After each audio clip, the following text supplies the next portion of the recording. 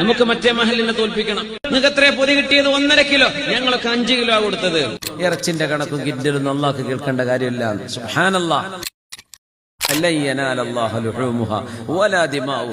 നിങ്ങൾ അറുക്കുന്ന മൃഗത്തിന്റെ ചോരയോ അതിന്റെ മാംസമൊന്നും അള്ളാഹ്ക്ക് വേണ്ട.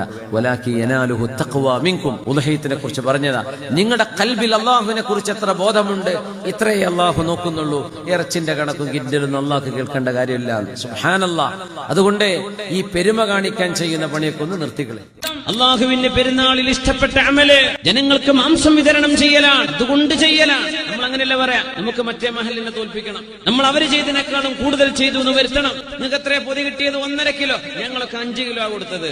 എന്താ കാര്യം? പറയല.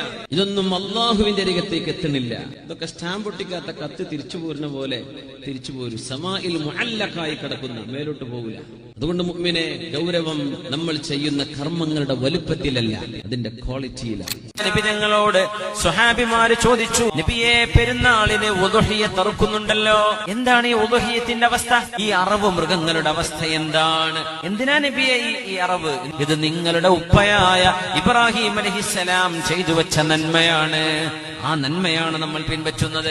അവര് ചോദിച്ചു, ഒരു അറവ് മൃഗം ഉദ്ഹിയ്യത്ത് ചെയ്താൽ ഞങ്ങൾക്കതിന് എന്താണ് കിട്ടാനുള്ളത്?